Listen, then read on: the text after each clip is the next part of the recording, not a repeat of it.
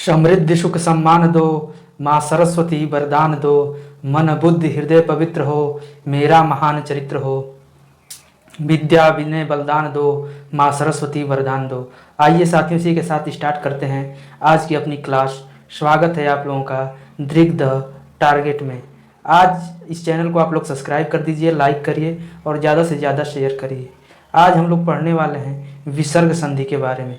इससे पहले हम लोग स्वर संधि और व्यंजन संधि पढ़ चुके हैं। तो विसर्ग संधि का मतलब समझें तो विसर्ग में क्या होता है, अगर विसर्ग में कोई स्वर या व्यंजन जुट जाए तो वहाँ पे विसर्ग संधि हो जाती है। मतलब विसर्ग में जब स्वर और व्यंजन जुटता है तो वहाँ पे विसर्ग संधि हो जाती है, जिसे हम लोग देख लेते हैं एग्जाम्पल के माध्यम से। जैसे यहाँ पर दिया है निह धन आहार, तो यहाँ से विसर्ग निकल के आ गया और यहाँ से निकल के आ गया और ये दोनों जुड़कर मिलकर क्या बन गए, निराहार। उसी प्रकार से यहाँ तपह से विसर्ग निकल के आ गया और यहाँ से भ निकल के आ गया, तो ये मिल गए तपोभूमि। तो यहाँ पर हम लोग देख रहे हैं कि विसर्ग में यहाँ पहली जगह पर विसर्ग में स्वर का मेल हो रहा है और दूसरे जगह पर विसर्ग में व्यंजन का मेल हो रहा है। तो कुल कहने का निष्कर्ष यही है कि अगर विसर्ग के बाद स्वर या व्यंजन जुड़ते हैं तो वहाँ पर विसर्ग संधि हो जाती है। तो विसर्ग संधि में हम लोगों को कुछ नियम पढ़ने हैं, तो आइए उस नियम की हम लोग शुरुआत करते हैं। तो सबसे पहले हम लोग देखते हैं नियम नंबर 1। तो नियम नंबर 1 क्या कहता है, आइए समझ लेते हैं। नियम नंबर 1 कहता है कि अगर विसर्ग के बाद अ हो और विसर्ग से पहले भी अ हो तो ये विसर्ग जो है ओ में परिवर्तित हो जाता है। क्या कहता है पहला नियम, कि अगर विसर्ग के बाद ओ अ हो और विसर्ग से पहले भी अ हो तो ये विसर्ग जो है ओ में चेंज हो जाता है। जैसे हम लोग देखें यहाँ पर, जैसे यहाँ लिखा है मन धन अनुकूल, तो यहाँ से आपका अनुकूल में से अ निकल के आ गया और फिर यहाँ देखिए विसर्ग से पहले म के बाद में अ लगा है, तो ये विसर्ग किस में चेंज हो जाएगा, ओ में। तो ये क्या बन जाएगा, म न, और ये विसर्ग चेंज हो गया आपका ओ में, तो मनुकूल बन जाएगा, मनुकूल बन जाएगा। उसी प्रकार से और एग्जाम्पल हम लोग देख लेते हैं। अब दूसरा नियम क्या कहता है, पहले नियम का ही है ये। तो पहला नियम कहता है कि अगर विसर्ग के बाद प्रत्येक वर्ग का पहला तीसरा चौथा वर्ग, जैसे क वर्ग का आपका पहला तीसरा क्या होगा, क ख ग घ और अंग। इसी प्रकार से च वर्ग का तीसरा चौथा और पांचवा, ट वर्ग का प वर्ग का, मतलब हर वर्ग का तीसरा चौथा और पांचवा वर्ग आ जाए, या फिर य र ल व और ह, य र ल व और ह आ जाए, तो ये विसर्ग ओ में चेंज हो जाता है। तो पहला नियम हम लोग क्या पढ़े कि अगर विसर्ग के बाद अ आए और विसर्ग के पहले आए तो यह ओ में चेंज हो जाता है। और इसमें दूसरा क्या हम लोग पढ़े कि अगर विसर्ग के बाद प्रत्येक वर्ग अगर तीसरा चौथा और पांचवा वर्ग आ जाता है, या फिर इसके अलावा य र ल व और ह आ जाता है, तो ये विसर्ग ओ में चेंज हो जाता है। आइए हम लोग कुछ एग्जाम्पल के माध्यम से समझ लेते हैं। जैसे यहाँ पर दिया है तपह धन बल, तो यहाँ से आपका विसर्ग निकल के आ गया और विसर्ग के बाद जैसे हम लोग देख रहे हैं ब आ गया, तो इसका मतलब ये प वर्ग का तीसरा है, प फ ब। तो इससे ये निष्कर्ष निकलता है कि अब ये जो विसर्ग है ओ में चेंज हो जाएगा। तो हम लिख देंगे त प और विसर्ग ओ में चेंज हो गया, उसके बाद बल, तो क्या बन जाएगा, तपोबल। तो तपह और बल के जुड़ने से क्या बन जाएगा, तपोबल। तो ये आपका नियम हो गया। आइए और एग्जाम्पल देख लेते हैं। जिससे हम लोग देखें यहाँ पर मन धन योग, तो यहाँ पर देखिए विसर्ग है और विसर्ग के बाद य आ रहा है, तो हम लोग क्या पढ़े थे कि य र ल व और ह, अगर ये आ जाते हैं तो ये विसर्ग ओ में चेंज हो जाता है, तो हम लोग सीधे इसको ओ में चेंज कर देंगे। तो मन और ये ओ की मात्रा हो गई और ये फिर बन जाएगा योग, तो क्या बन जाएगा, मनो योग। आइए और अगला एग्जाम्पल देख लेते हैं। अगला एग्जाम्पल जैसे यहाँ पर दिया है मन धन हर, तो जिसे विसर्ग के बाद देखें ह, तो हमारे तुरंत दिमाग में आना चाहिए कि ये विसर्ग तो अब ओ में चेंज हो जाएगा, तो हम क्या लिख सकते हैं, मनो, और यहाँ से क्या निकला, हर। तो मन और हर के जुटने से क्या बनेगा, मनोहर। तो जिस प्रकार से हम लोग संधि की पहचान कर रहे हैं, संधि बना रहे हैं, उसी प्रकार से संधि विच्छेद भी होगा। जैसे हम लोग ओ की मात्रा देखते हैं कहीं पे, अगर इसका आगे कि संधि विच्छेद कर दीजिए, मनोहर दे दिया, तो हमारे तुरंत दिमाग में आएगा कि ओ, ये तो ओ की मात्रा जो है ये विसर्ग है और फिर यहाँ से बन जाएगा हर। तो यहीं से अलग भी होता है, जहाँ से संधि की पहचान होती है और संधि बनती है वहीं से संधि विच्छेद भी होता है। तो हम लोग यहाँ से निष्कर्ष निकाल सकते हैं कि अगर कहीं पर भी ओ की मात्रा आती है तो वहाँ पर विसर्ग संधि होगी, लेकिन ये 100% कन्फर्म नहीं है। उसका हम लोग संधि विच्छेद एक बार करके देखेंगे कि क्या दो सार्थक शब्द भी बन रहे हैं, क्योंकि ये तो संधि विच्छेद कर लेंगे, क्योंकि गुण संधि में भी हम लोग पढ़े थे कि ओ की मात्रा और ए की मात्रा कहीं पर भी आती है तो वहाँ पर विसर्ग संधि थी। हम लोग पहले उसका संधि विच्छेद करके देख लेंगे कि कहीं इसमें गुण संधि वाला नियम तो नहीं लागू हो रहा है। अगर गुण संधि वाला नियम नहीं लागू हो रहा है तो वहाँ पर फिर विसर्ग संधि होगी। आइए अब देखते हैं अगला नियम। नियम नंबर 2 क्या कहता है, आइए देख लेते हैं। तो नियम नंबर 2 कहता है कि अगर विसर्ग के पहले कोई स्वर आ जाए, कोई स्वर आ जाए सिर्फ अ और आ को छोड़ के, मतलब विसर्ग के पहले अ और आ को छोड़ के अगर कोई स्वर आ जाता है और विसर्ग के बाद आ जाता है, छोटा उ आ जाता है, बड़ा उ आ जाता है, या प्रत्येक वर्ग का तीसरा चौथा पांचवा वर्ड आ जाता है, या फिर य र ल वो आ जाता है, तो ये विसर्ग जो है र में चेंज होता है। किसमें? आधा र में चेंज हो जाता है। क्या हम लोग पढ़े कि अगर विसर्ग से पहले कोई स्वर आ जाए, मतलब अ और आ को छोड़ के, अ और आ को छोड़ के कोई स्वर आ जाए और विसर्ग के तुरंत बाद अगर आ जाए, छोटा उ आ जाए, बड़ा उ आ जाए, या प्रत्येक वर्ग का तीसरा चौथा और पांचवा। अब ये वर्ग क्या होता है, तीसरा चौथा पांचवा वर्ग क्या होता है, ये हम सब वर्णमाला में पढ़ चुके हैं। या फिर य र ल व आ जाए तो ये विसर्ग किस में चेंज हो जाता है? र में चेंज हो जाता है। आइए हम लोग कुछ एग्जाम्पल के माध्यम से समझ लेते हैं। जैसे हम लोग देखते हैं यहाँ पर लिखा है निह धन आशा। तो देखिए अब यहाँ विसर्ग हो गया, विसर्ग के तुरंत पहले क्या आ गई? छोटी ई आ गई, और विसर्ग के बाद क्या आ गया? आ गया। तो अगर क्या हम लोग पढ़े थे कि आ जाता है, छोटा उ आ जाता है, बड़ा उ आ जाता है, तीसरा चौथा पांचवा वर्ड आ जाता है, य र ल और वो आ जाता है, ये भी तो पढ़े हैं पहले। और विसर्ग से पहले कोई भी स्वर आ जाए, किसको? सिर्फ अ और आ को छोड़ के, यही तो अभी हम लोग दूसरा नियम पढ़े। तो ये विसर्ग जो है र में चेंज हो जाता है। हम लोग कैसे लिख देंगे इसको? नी लिख देंगे, और फिर यह र और या की मात्रा इसमें जुड़ जाएगी तो क्या बन जाएगा? रा, और इससे बन जाएगा निराशा। मतलब निह और आशा से जुटने से बनता है निराशा, और इसका संधि विच्छेद करेंगे तो निह धन आशा हो जाएगा।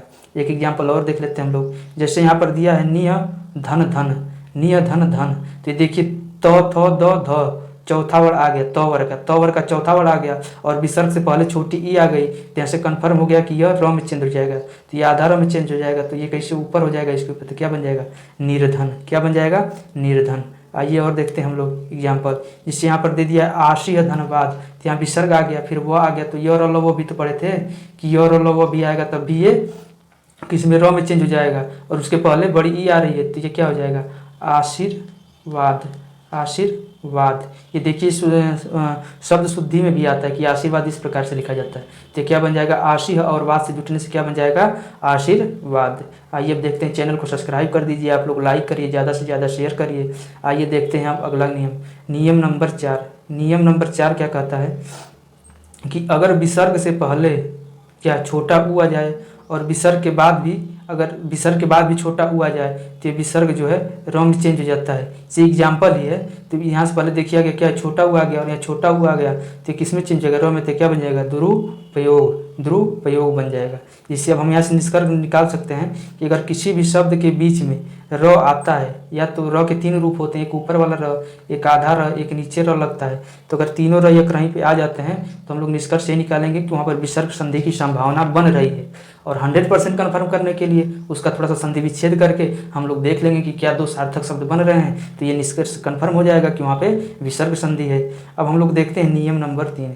नियम नंबर 3 क्या कहता है कि अगर विसर्ग से पहले कोई स्वर हो और उसके बाद च, छ और स आ जाए। क्या? च, छ और तालव्य स, तो ये विसर्ग जो है आधे तालव्य स में परिवर्तित हो जाता है। क्या पढ़े कि अगर विसर्ग से पहले कोई भी स्वर आ जाए और विसर्ग के बाद च, छ और स आ जाता है, तो ये विसर्ग जो है आधे तालव्य स में चेंज हो जाता है। जिसे हम लोग यहाँ पर देख लेते हैं। जिससे यहाँ पर दिया है निय धन चिंत, तो देखिए यहाँ पर विसर्ग आ गया, विसर्ग यहाँ से ले लीजिए, इसके पहले छोटी ई आ रही है यहाँ से, और उसके बाद च आ रहा है, तो ये विसर्ग किस में चेंज हो जाएगा? तालव्य आधे स में। यहाँ से क्या बन जाएगा? इसको हम लिख सकते हैं नी, और ये आधे स में चेंज हो जाएगा, उसके बाद चिंत, तो क्या बन जाएगा? निश्चिंत।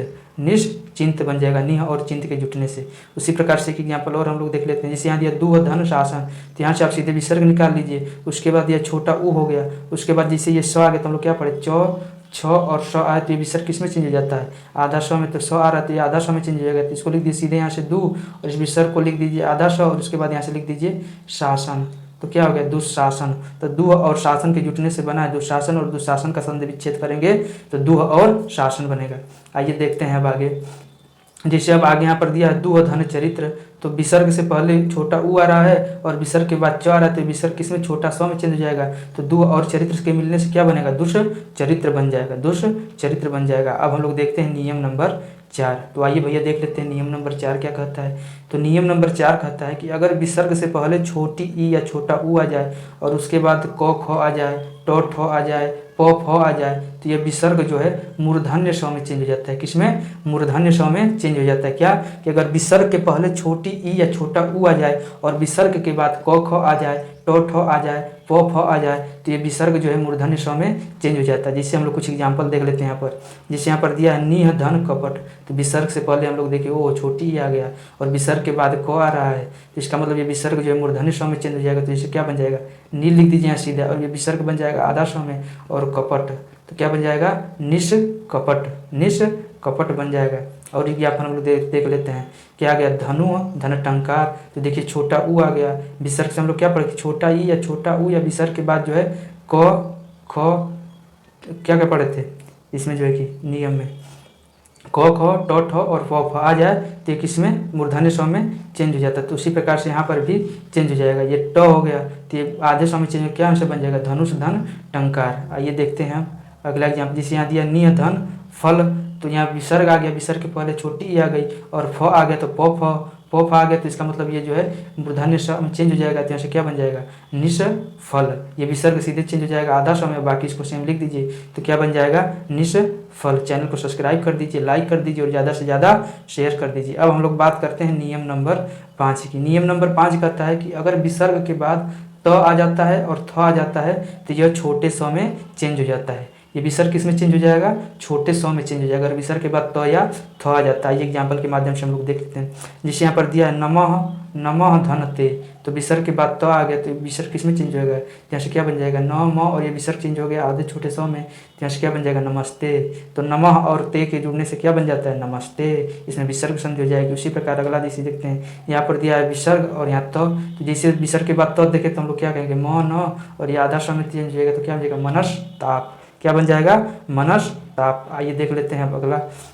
तो यहाँ पर हम लोग निष्कर्ष निकाल सकते हैं नियम नंबर 3, 4 और 5 से कि अगर किसी भी शब्द के बीच में छोटा स, मूर्धन्य स और तालव्य स आता है तो वहाँ पर संभावना बन जाती है कि विसर्ग संधि होगी। लेकिन इसको कंफर्म करने के लिए एक बार हम लोग संधि विच्छेद करके उसको कंफर्म कर लेंगे। अब इसको जब हम लोग प्रैक्टिस करेंगे तो उसमें और भी चीज़ें क्लियर होती जाएंगी। अब हम लोग बात कर लेते हैं नियम नंबर 6 की। नियम नंबर 6 में है विसर्ग लोप का नियम जिसको कहते हैं। तो ये क्या कहता है कि अगर विसर्ग के बाद ये 6 आता है तो ये विसर्ग तुरंत किस में, आधा च में चेंज हो जाएगा। जिससे हम लोग यहाँ पर देख लेते हैं एग्जाम्पल के माध्यम से।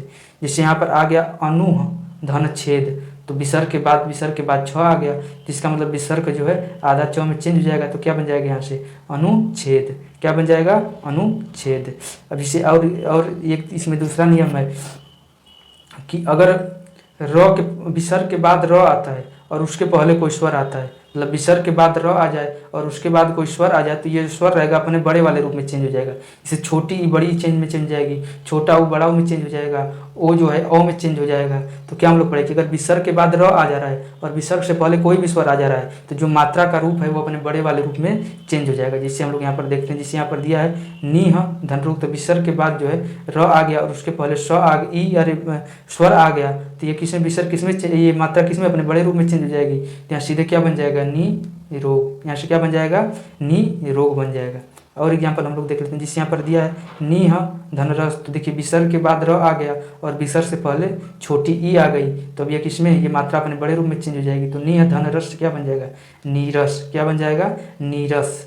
नीरस। नी धनरस से क्या बन जाएगा, नीरस। तो इस नियम को भी आप लोग ध्यान रखेंगे। इसमें तीसरा क्या कहता है कि अगर विसर्ग से पहले अ और आ जाए और विसर्ग के बाद कोई भिन्न स्वर आ जाए, भिन्न स्वर का मतलब कि अ और आ के अलावा अन्य कोई स्वर आ जाए तो ये विसर्ग जो है अपने आप समाप्त हो जाता है। जिससे यहाँ देखिए अतः और धन एव, तो विसर्ग से क्या पहले आ गया, अ आ गया और इसके बाद एव आ रहा है तो विसर्ग क्या हो जाएगा, खत्म हो जाएगा। तो क्या बन जाएगा, अतः धन एव, अतः एव बन जाएगा।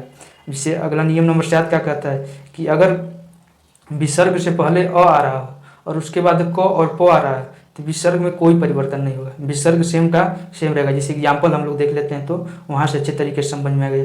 जैसे यहाँ पर लिखा है प्रातः धनकाल, तो यहाँ देखिए विसर्ग है, विसर्ग से पहले क्या आ जा रहा है, अ आ जा रहा है और विसर्ग के बाद क आ जा रहा है। तो इसको हम लोग सीधे क्या लिख सकते हैं, प्रातः काल।